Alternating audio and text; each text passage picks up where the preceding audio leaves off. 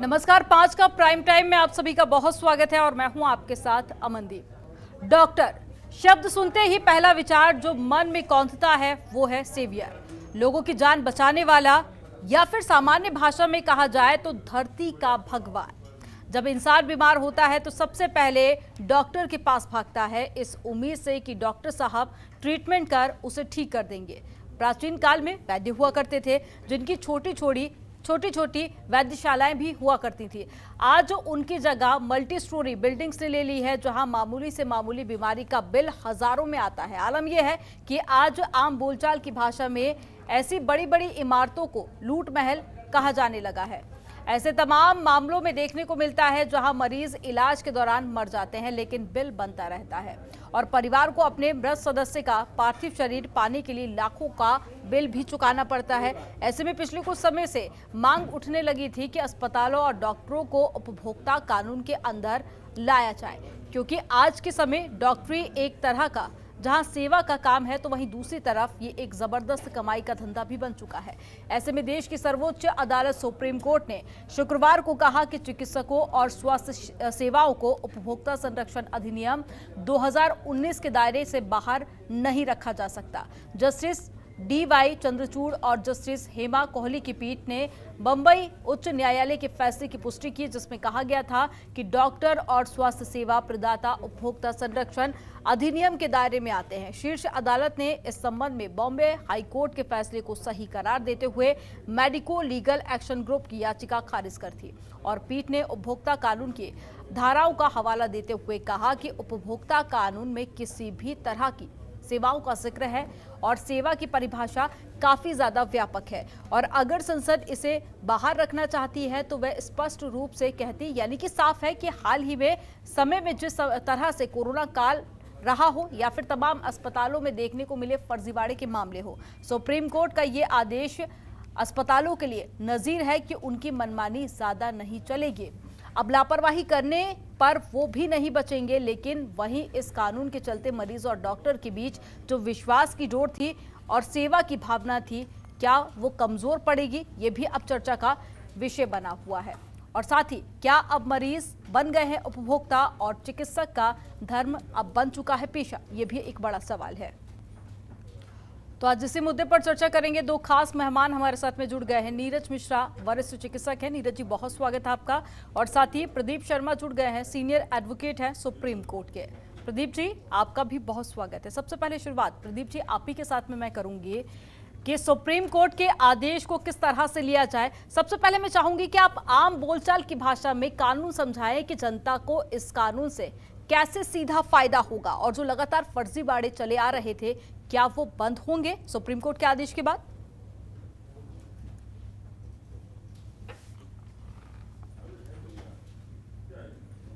कि इससे प्रोटेक्शन दिया जाता है कंज्यूमर को। सबसे पहले हम सबको ये जानना जरूरी है कि कंज्यूमर होता कौन है। कंज्यूमर वो इंसान है जिसने किसी चीज को खरीदा या सेवाओं के लिए उन सेवाओं को पाने के लिए पैसे दिए, दूसरी पार्टी ने उन सेवाओं को देने का पैसे के बदले वादा किया। ये कंज्यूमर की डेफिनेशन होती है। अब आपका कॉज ऑफ एक्शन, आप कब कोर्ट के सामने जा सकते हैं? सबसे पहला क्वेश्चन कोर्ट के सामने यही आता है कि क्या आप कंज्यूमर हैं? क्या आपने जो कंज्यूमर की डेफिनेशन में जो पॉइंट्स मैंने अभी जैसे आपको बताया कि पैसे के बदले सेवाएं लेना, क्या वो सेवाएं वो आपका एग्रीमेंट हुआ? एग्रीमेंट का मतलब ये नहीं होता कि एक लिखित एग्रीमेंट हो, उसमें ये है कि आपके पास कोई ऐसा सबूत होना चाहिए, जैसे कोई रिसीट हो, कैश रिसीट। जब भी आप कहीं जाएंगे, हॉस्पिटल में जाएंगे, तो वो आपको एक पर्टिकुलर एडमिशन के लिए या के देखने के लिए उन सब चीजों के लिए पैसे की रिसीट काट देते कि हमने आपसे इतना रुपया इस डेट को प्राप्त किया। अब इसमें अहम बात ये है कि कंज्यूमर का जैसे ही आप कंज्यूमर बन गए, आपके वो राइट अधिकार वो सारे एकदम से आपके साथ खड़े हो गए। जो अब तक ऐसी स्थिति होती थी कि अभी कोरोना के टाइम में आपने देखा कि कैसे कैसे कभी किसी सहूलियत की कमी से, किसी सहूलियत की वजह से काफी लोगों की जाने गई। तो वो आदमी अब जाकर कंज्यूमर प्रोटेक्शन एक्ट के आपने यूज करते हुए हॉस्पिटल और डॉक्टर्स के खिलाफ सही जाकर और वहां पर उनके खिलाफ मेंटल एग्नी और डैमेजेस दिए और जो भी और भी डिफेक्ट आए उसमें वो सब के लिए डॉक्टर्स लायबल हो जाएंगे। अब इसका सिस्टम क्या है? सिस्टम इसमें ये है कि जैसे कि आप जानते हैं कि हमारे कोर्ट्स की वेरियस स्टेजेस हैं। पहले हमारे यहाँ पे अगर कंज्यूमर कोर्ट की बात करें तो सबसे पहले हर डिस्ट्रिक्ट के अंदर एक डिस्ट्रिक्ट कंज्यूमर फोरम, हम उनको कोर्ट नहीं बोलते, उनको फोरम बोलते हैं। डिस्ट्रिक्ट कंज्यूमर फोरम होती है। डिस्ट्रिक्ट कंज्यूमर फोरम के बाद अगर आप उसकी अपील करें, जीतने वाला या हारने वाला दोनों में से कोई भी वादी या प्रतिवादी जो भी, वो उसकी अपील कर सकते हैं स्टेट कंज्यूमर फोरम में। उसके बाद अगर आप स्टेट कंज्यूमर फोरम के फैसले से भी अगर संतुष्ट नहीं है तो उसकी अपील हो सकती है नेशनल कंज्यूमर फोरम में। नेशनल कंज्यूमर फोरम की भी अगर आप संतुष्टि वहां पर भी नहीं है तो उसके बाद आपके पास जो ऑप्शन है वो हाई कोर्ट का नहीं, सीधा सुप्रीम कोर्ट का है। अब आप ये देखिए अमनदीप कि सबसे पहले किस तरह से, सबसे पहले मैंने बताया आपको कि एक कंज्यूमर का और एक सर्विस प्रोवाइडर का रिलेशनशिप होना चाहिए आपस में, तब जाकर कंज्यूमर को जो कंज्यूमर प्रोटेक्शन एक्ट है उसके अंदर अलग अलग जगह के ऊपर जैसे सेक्शन 10 के अंदर उसमें डिफेक्ट दिया हुआ है कि डिफेक्ट क्या होते हैं। आम जनता के लिए अगर डिफेक्ट जानना पड़े, क्योंकि कोर्ट में जब आप जाएंगे कुछ ना कुछ आपको अपने पक्ष में अपने केस को प्रूव करने के लिए आपको बताना पड़ेगा। तो सबसे पहला जो सेक्शन 10 के अंदर जो आता है वो डिफेक्ट आता है। और डिफेक्ट में क्या इंक्लूड होता है? कोई भी फॉल्ट आ जाए, ये जरूरी नहीं कि ये डॉक्टर्स और हॉस्पिटल्स पे ही एप्लीकेबल है, ये किसी भी प्रोडक्ट के ऊपर एप्लीकेबल है। वो जूता हो, चप्पल हो, खाना हो, कुछ भी चीज हो जिसका कि आपने पैसा दिया हो और उस पैसे के बदले में आप सेवाएं ली हो।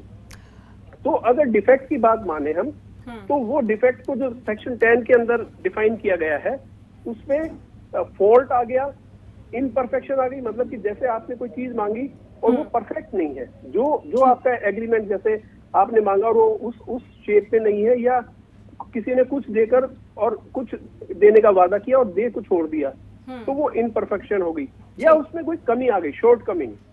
तो ये सब चीजें इनमें से कोई भी एक चीज होगी तो वो डिफेक्ट के सेक्शन 10 कंज्यूमर प्रोटेक्शन एक्ट के अंदर आ जाएंगे। इसी तरह ही सेक्शन 11 में डेफिशिएंसी को बताया गया है। डेफिशिएंसी का मतलब क्या है? इनपरफेक्शन हो सकता है, उसमें कमियां हो सकती है और सर्विस को पूरा ना देना, क्वालिटी उस तरह की ना होना और इस तरह की जो भी परफॉर्मेंस ठीक ना करना। तो ये लेकिन प्रदीप जी, सबसे बड़ा जो सवाल यहाँ पर खड़ा हो रहा है वो ये है कि क्या अब पहले के मुकाबले हालात सुधरेंगे? हालांकि सभी हॉस्पिटल्स की मैं बात नहीं कर रही हूँ, लेकिन कोरोना के दौरान हमने देखा कि कई जगह पर ऐसी तस्वीर निकलकर सामने आई जहां पर स्वास्थ्य सुविधाएं पूरी तरह से चरमरा चुकी थी। डॉक्टर नीरज भी हमारे साथ में जुड़े हुए हैं। नीरज जी, एक डॉक्टर होने के नाते आप इस आदेश को किस तरह से देखते हैं?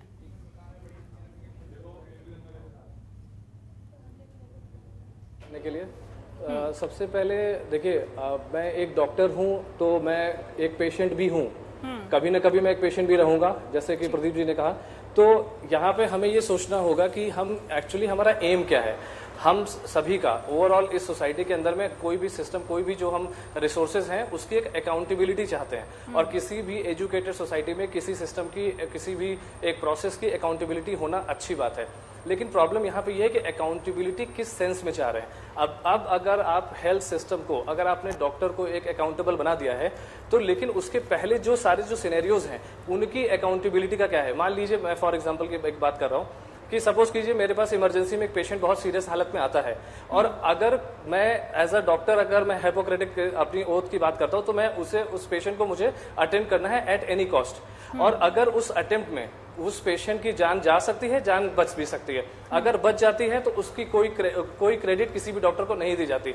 आज की डेट में कोविड में आप सभी लोग ये कह रहे हैं कि स्वास्थ्य व्यवस्था चरमरा गई और बहुत सारे लोगों की जान गई, लेकिन उसी समय सारे कोविड के सारे जितने भी डॉक्टर्स थे उस समय सब भगवान हुआ करते थे। आज जब वो फेज निकल गया है तो आज हम उस चीज को अलग अलग तरीके से देख रहे हैं। तो ऐसी कंडीशन में मैं प्रदीप जी से जानना चाहूंगा कि कोई भी जो डॉक्टर है जो इमरजेंसी में अगर किसी पेशेंट को देख रहा है और उसको वो मना कर देता है कि हाँ ये कंडीशन इसको मैं नहीं ले सकता क्योंकि मेरे ऊपर में इस तरीके की एक तलवार लटक सकती है, तो ऐसे कंडीशन में क्या पेशेंट का इस तरीके से नुकसान नहीं होगा? ठीक है, ये बहुत ही वाजिब सवाल आपने उठाया, इस पर जल्दी से जवाब ले लेते हैं प्रदीप जी से। प्रदीप जी। जी अमनदीप, इसका सीधा सा एक वो है, सुप्रीम कोर्ट की बहुत सी जजमेंट पहले भी थी, अभी भी है। सुप्रीम कोर्ट के जो जजमेंट्स हैं उनमें ये कहा गया है कि वो डेलिब्रेट या नेग्लिजेंस नहीं होना चाहिए। उसमें डेलिब्रेट और नेग्लिजेंस का मतलब क्या है कि कोई भी डॉक्टर जिसके पास डिग्री उस चीज को करने की हो, मतलब जो हम कहते हैं कि एक ऐसी स्थिति में देखते हुए जिस स्थिति में आपके पास पेशेंट आया और कोई भी अच्छे से अच्छा डॉक्टर उस स्थिति को उस हिसाब से टैकल करता, जो कि इस डॉक्टर से जिससे गलती हुई या नहीं हुई वो तो बाद का इशू है, लेकिन जिससे अगर गलती हुई तो कोई भी दूसरा डॉक्टर जो अच्छा, जिसको लोग बाग कहते हैं, जिसका देखिए गलती किसी से भी हो सकती है, वो डेलिब्रेट नहीं होनी चाहिए, इंटेंशनल नहीं होनी चाहिए। ये बात भी जब कोर्ट भी डिसाइड करता है तो इसको बोलते हैं, लीगल भाषा में बोलते हैं मेंस रिया, कि आपका सोच क्या था उस टाइम पे। तो मेंस रिया अगर आपका परफेक्ट है, दो चीजें होती है, मेंस रिया और मेंस एक्टस, कि आपकी सोच क्या थी और कैसे आपने उस टाइम पे उस पे एक्ट किया। तो अगर सुप्रीम कोर्ट की आज ये जजमेंट आई है, लेकिन पहले बहुत सी जजमेंट ये भी है कि उसमें ये कहता है कि एनी प्रूडेंट डॉक्टर, अगर कोई भी प्रदीप जी, अगर इंटेंशन ठीक है, यानी कि इरादे ठीक है और सही ढंग से उपचार किया गया है, तो उस पर किसी भी तरह का कोई एक्शन नहीं लिया जाएगा। डॉक्टर नीरज कुछ कहना चाह रहे हैं, उनको सुन लेते हैं। डॉक्टर नीरज। जैसा प्रदीप जी ने कहा कि डेलिबरेट अगर किया है या नहीं किया है, क्या कोई ऐसा डेटा है जिसमें ये हम प्रूव कर सकते हैं कि इतने परसेंट जो डॉक्टर्स हैं उन्होंने डेलिबरेटली पेशेंट को हार्म किया? उसको प्रूव कैसे किया जाएगा? डेटा के बेसिस पे हम कंज्यूमर फोरम को क्रिएट कर रहे हैं। नंबर टू, क्या हमारे पास इस चीज को प्रूव करने के लिए कि कोई चीज डेलिबरेट की गई है? क्योंकि जिसका पेशेंट मरेगा उसके जो अटेंडेंट होंगे वो हमेशा से यही सोचेंगे कि भाई ये और बचाया जा सकता था। ये एक इमोशनल एस्पेक्ट है, नंबर 1। दूसरी चीज क्या है कि ये जो डेलिबरेट है, इंटेंटेड है, इन चीजों के लिए क्या कोई लाइन ऑफ डिमार्केशन है? अब मैं जो आपको बताना चाह रहा हूं कि जो हमारा ओवरऑल होना चाहिए कि अपने यहाँ जो सबसे बड़ा एक ड्रॉबैक है वो ये है कि किसी भी सिस्टम को अगर आप इंप्रूव करना चाहते हैं तो हमारे यहाँ जो पॉलिसी मेकर हैं उनके पास एक सबसे इंपॉर्टेंट चीज है कि हम कोई ना कोई एक पनिशमेंट इस तरीके का कर दें जिसमें कि सिस्टम की जो मेन खामियां हैं उनके ऊपर से अटेंशन दूर हो जाए। और जो दूसरी चीजें हैं आज की डेट में, आप मुझे बताइए कौन सा ऐसा डेटा है जिससे ये पता चलता है कि कोविड में इतने डॉक्टर्स की वजह से डेलिबरेट जाने गई हैं? WHO से लेकर के सभी जगहों पे सरकारों की खामियों के बारे में बात करते हैं, लेकिन आज भी हमारे डिस्कशन में सरकारें नहीं है। आज हम ये कह रहे हैं कि डॉक्टर्स की वजह से ये हालत हुई है। अब मेरा एक सवाल और ये है कि इस तरीके के बाकी जो सिस्टम है, जैसे हम बात करते हैं जुडिशरी में, मान लीजिए मेरा कोई केस चल रहा है जो कि लोअर कोर्ट से लेकर के हाई कोर्ट, सुप्रीम कोर्ट तक जाता है और सुप्रीम कोर्ट उस सिस्टम, उस पूरे जजमेंट को ही कई सालों के बाद पलट देती है, तो क्या मैं कंज्यूमर कोर्ट में जा सकता हूं उस एडवोकेट के अगेंस्ट में? ठीक है, इस पर जवाब ले लेते हैं। प्रदीप जी, मैं चाहूंगी कि आप बहुत संक्षिप्त में जवाब दीजिएगा क्योंकि और भी सवाल हैं, फिर उस पर आगे बढ़ेंगे।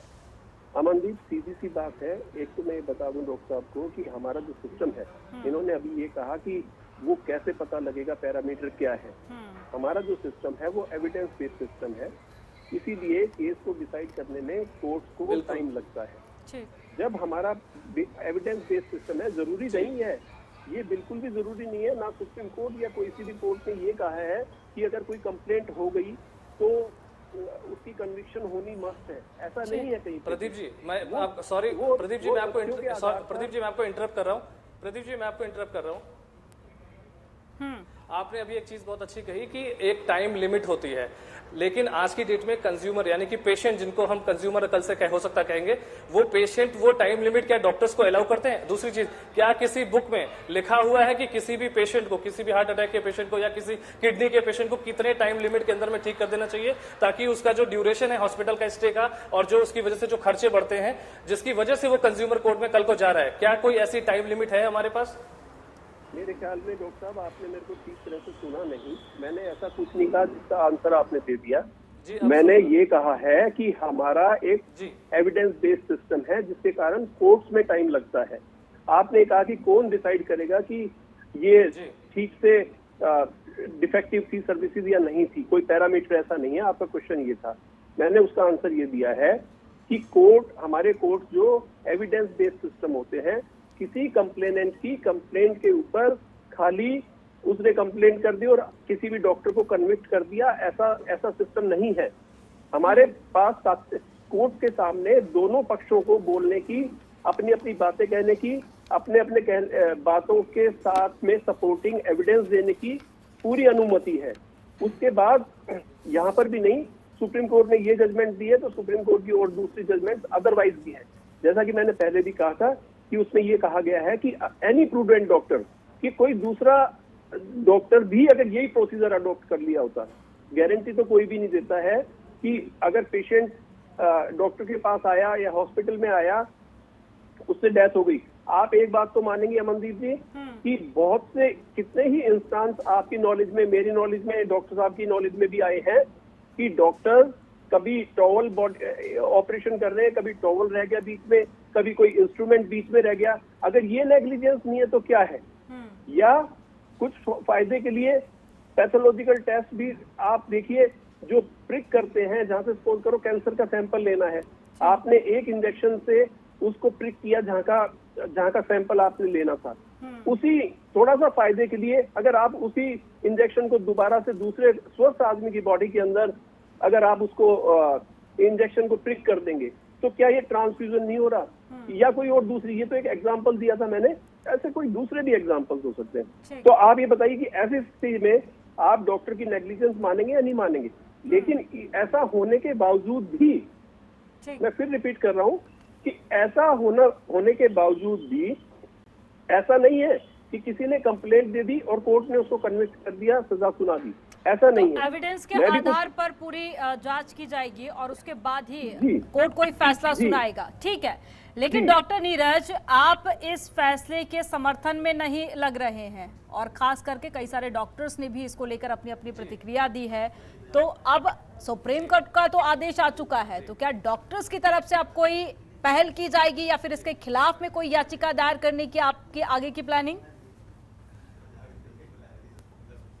देखिए, एक्चुअली क्या है, लीगल जो एस्पेक्ट है वो अलग है, हेल्थ सिस्टम जो है वो एक इमोशनल, ये एक सोशल और कह सकते हैं कि अनफॉर्चुनेटली एक पॉलिटिकल इशू है। मैं ऐसा क्यों कह रहा हूं, मैं आपको एक बताता हूं। आज की डेट में अगर मैं यूएस के साथ अपने हेल्थ सिस्टम को कंपेयर करूं, जहां पे मेडिको लीगल सिस्टम और सारी कंज्यूमर फोरम ये सब बहुत ही ज्यादा स्ट्रांग है, लेकिन बात यह है कि उसके पहले जो बेसिक चीजें आज की डेट में, सपोज कीजिए मुझे अगर पेट की कोई दिक्कत होती है, तो आइडियली अगर मैं कंज्यूमर फोरम की बात करूं तो मुझे जाहिर सी बात है किसी डीएम लेवल के गैस्ट्रो सर्जन या गैस्ट्रो फिजिशियन के पास ही जाना चाहिए। और अगर मैं उसके नीचे जाता हूं और किसी डॉक्टर ने मुझे कुछ एडवाइस कर दिया, तो कंज्यूमर फोरम में इस तरीके के केसेस भी आए हुए हैं कि जिसके पास डीएम और एमसीएस की डिग्री नहीं है वो कैसे देख रहा है। तो क्या मेरा एक सवाल यह है कि अपना जो हेल्थ सिस्टम है उसको अगर हम यूएस की कॉपी करके कंज्यूमर फोरम में इस चीज का डिसीजन लेंगे, तो क्या हमारे पास नंबर ऑफ डॉक्टर्स उतने अवेलेबल हैं? दूसरी चीज क्या है कि जो आपने टाइम लिमिट कही उसकी कोई डेफिनेशन नहीं। तीसरी चीज जो प्रदीप साहब ने एक चीज मिस की, जो मैंने पूछा था, क्या जुडिशरी के अंदर भी कोई ऐसा कंज्यूमर फोरम है कि किसी एडवोकेट के वजह से जो मेरा लॉस हुआ 15 साल 20 साल, उसकी वजह से फिर हाई कोर्ट में केस को पलट दिया गया, तो ऐसा कोई कंज्यूमर फोरम सिस्टम है, ऐसा जुडिशरी के लिए भी है? उसका आंसर अभी मैं वेट कर रहा हूं। और दूसरी चीज, सबसे इंपॉर्टेंट बात क्या है, ये एक ट्रस्ट बिल्डिंग का इशू है। और जिस तरीके का एग्जांपल प्रदीप जी ने दिया कि वो एक इंजेक्शन यहां लगा दिया, दूसरा हो रहा है, क्या क्वैकरी जो हमारे हिंदुस्तान में 90% हर जिले में, हर बड़े बड़े शहर में अवेलेबल है, उसके अगेंस्ट में जो बातचीत होनी चाहिए थी वो अब तक क्यों नहीं हुई? और एक लास्ट बात, मैं एक छोटा सा एग्जांपल देता हूं। मान लीजिए मेरे पास एक पेशेंट आता है, मैं उसको एक एंटीबायोटिक लिख देता हूं, टैबलेट ऑगमेंटिन या फिर एमॉक्सिक्लेव जो भी लिख देता हूं। उसके बाद वो पेशेंट जाता है और वो उसकी बजाय मेडिकल स्टोर से कोई दवाई लेता है और उसकी बजाय कुछ और खा लेता है। और उसको कोई रिएक्शन होता है, वो पेशेंट जाता है कंज्यूमर फोरम में, क्योंकि पर्चा मेरा है। अब मैं ये क्यों कह रहा हूं, मैं आपको बताता हूं। हमारे यहाँ एक बेसिक सिस्टम है कि आप over the counter medical store में जाते हैं और कोई भी दवाई परचेज कर लेते हैं। जब आपको कंज्यूमर फोरम जैसी एक लीगल एक फाउंडेशन को आपको बहुत एक सिस्टमैटिक बनाना है, तो उसके पहले जो बेसिक जो आपको क्राइटेरियाज होने चाहिए। क्या आप इस चीज को डिनाई करते हैं कि आप मेडिकल स्टोर पे जाते हैं, कोई भी दवाई मेडिकल स्टोर से एंटीबायोटिक वगैरह नहीं ले सकते हैं? जबकि यूएस से लेकर के कहीं पे भी जब तक आपके पास एक प्रिस्क्रिप्शन नहीं होगा जिसकी एक टाइम लिमिट होगी, उस लिमिट के बाद आपको वापस से उसी डॉक्टर या किसी और को दिखाना होगा। आपकी जो बेसिक जो सिस्टम है, रूट कॉज जो है, आप उसको छोड़ करके अगर किसी भी डॉक्टर को, हॉस्पिटल को अगर आप इस कंज्यूमर फोरम में आप ड्रैग करते रहेंगे तो पेशेंट का भी नुकसान होगा, टाइम भी खराब होगा। और तीसरी चीज क्या है, हमारा सिस्टम इतना अभी स्ट्रांग नहीं हुआ है कि हमारा जो हेल्थ सिस्टम के जो 1:1700 का जो रेशियो में जो डॉक्टर है या उससे भी कम है, वो इसके साथ साथ इलाज के साथ साथ कोर्ट के चक्कर भी लगाए। ठीक है, इस पर जवाब ले लेते हैं। और मैं इसमें कुछ बोलना चाहूंगा। हाँ, ठीक है। मेनली डॉक्टर साहब के दो कंसर्न रहे, एक कि क्या अगर किसी स्टेज के ऊपर अगर ये पाया गया at the end of the day कि डॉक्टर निर्दोष है, तो क्या कोई ऐसा प्रोविजन है कि उसके किसी एडवोकेट के खिलाफ आप कोई मतलब वहां पर केस डाल सकें या वो? उसका जवाब ये है कि एडवोकेट किसी क्लाइंट को रिप्रेजेंट कर रहा है वहां पर, वो खुद नहीं अपना केस लड़ रहा है, वो रिप्रेजेंट कर रहा है और जो भी डिसीजन होता है वो मान्य होता है, वो एप्लीकेबल होता है उस क्लाइंट के ऊपर जिसको कि एडवोकेट रिप्रेजेंट कर रहा है। पहली बात। ठीक है। दूसरी बात ये है कि जो भी अभी हमारे पास सिस्टम है, ये जो डैमेजेस का, मेंटल एग्नी का, टॉर्चर का, ये जो प्रोविजंस है, ये सिर्फ डॉक्टर्स के ऊपर एप्लीकेबल नहीं होते हैं। कानून में प्रोविजंस हैं कि अगर doctor at the end of the day court ये पाता है कि उसको फंसाने की कोशिश करी, वो झूठा केस उसके खिलाफ डाला गया, तो उनके पास भी रेमेडीज अवेलेबल है कोर्ट में। आप कंपनसेशन के लिए कोर्ट में अपना केस डाल सकते हैं। तो एक आंसर इनका ये हो गया। दूसरी बात का इनका जवाब मैं देता हूँ। इन्होंने कहा कि एक ऑगमेंटिन या दूसरी गोली इन्होंने एक प्रिस्क्रिप्शन के ऊपर लिख के दे दी, ये चले गए केमिस्ट के पास, केमिस्ट से कोई दूसरी गोली खा ली और अगर कोई रिएक्शन हो गया या कोई अनहोनी हो गई तो उसके लिए भी डॉक्टर का जिम्मेवारी हो जाती है, क्योंकि उसका प्रिस्क्रिप्शन ये है। मैं आपको एक बात और बता दूं कि कंज्यूमर कोर्ट में जाकर भी ऐसा नहीं है कि मैंने फिर बताया आपको कि हमारा एविडेंस बेस्ड सिस्टम है। एविडेंस बेस्ड सिस्टम का मतलब ये है कि किसी ने किसी को एलेज किया, ठीक है, इसने इसकी गलती के कारण ये हो गया, ऐसा नहीं होता है। उसके बाद भी अगर आपको एक ऑथेंटिक अगर कंक्लूजन, आउटकम, इन्फ्लुएंस अगर चाहिए तो कोर्ट डायरेक्ट करता है एक मेडिकल बोर्ड को कॉन्स्टिट्यूट करने के लिए। आपने ऑगमेंटिन लिख दिया, इस बात की क्या गारंटी है, या आप ना भी लिखे, ये तो कोई भी आदमी कुछ भी खा सकता है। ठीक है, आप किसी को रोक थोड़ी ना सकते हो। कहना लेकिन प्रदीप जी, इसके दोनों ही पहलू निकलकर सामने आ रहे हैं, दोनों ही पहलू है। अभी कुछ भी स्पष्ट करना मुझे लगता है बहुत ज्यादा मुश्किल होगा। डॉक्टर नीरज कुछ कहना चाह रहे हैं। नीरज जी, आप अपनी बात कंप्लीट कीजिएगा, मेरे पास वक्त की कमी है, और साथ ही अपना फाइनल कमेंट भी दीजिएगा। डॉक्टर नीरज। प्रदीप जी ने बहुत अच्छी बात की कि कोई कुछ भी खा सकता है। हाँ। इसके ऊपर किसी का रोक टोक नहीं है। एग्जैक्टली मैं भी वही कहना चाह रहा था कि जब आपके पास सिस्टम में इतने सारे लूप होल हैं कि कोई भी पेशेंट कुछ भी खा सकता है, उसकी अकाउंटेबिलिटी नहीं है, तो ऐसे सिस्टम में आप रूट कॉज को न अगर ट्रीट करेंगे और अगर आप सिर्फ एक कंज्यूमर फोरम जैसा एक हथियार दे देंगे तो सिस्टम में प्रॉब्लम ही होगा, केओस ही क्रिएट होगी और सिस्टम कभी भी ठीक नहीं हो सकता। ठीक है, वाकई में ये एक बड़ा सवाल है और साथ ही डॉक्टर्स की तरफ से अपनी अपनी प्रतिक्रिया जब सामने आ रही है तो काफी हद तक इसका विरोध भी देखा जा रहा है। अब ये होगा कि आगे क्या इसको लेकर भी विरोध प्रदर्शन होगा, ये भी एक बड़ा सवाल है। तो और साथ ही जो सवाल का आंसर प्रदीप जी ने अभी तक नहीं दिया। सर, मेरे पास वक्त की कमी है। आप दोनों का हमारे साथ में जुड़ने के लिए बहुत शुक्रिया। तो सुप्रीम कोर्ट के आदेश के बाद में जहां एक तरफ तमाम लोग ये कह रहे हैं और साथ ही जज का भी यही कहना है कि इससे स्वास्थ्य विभाग में काफी हद तक सुधार होगा, तो वहीं दूसरी तरफ डॉक्टर्स में इस आदेश के बाद में एक विरोध प्रदर्शन और आक्रोश भी देखा जा रहा है। हालांकि ये देखना काफी ज्यादा अहम होगा, क्या इसको लेकर इसके खिलाफ भी याचिका दायर की जाती है या फिर विरोध प्रदर्शन इसको लेकर भी होता है। फिलहाल हमारी खास पेशकश में इतना ही। आप देखते रहिए जनतंत्र टीवी। खबरों के निष्पक्ष विश्लेषण के लिए सब्सक्राइब करें जनतंत्र TV and press the bell icon. Never miss any update.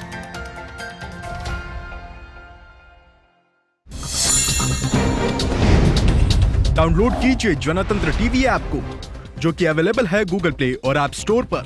अधिक जानकारी के लिए अभी डाउनलोड करें।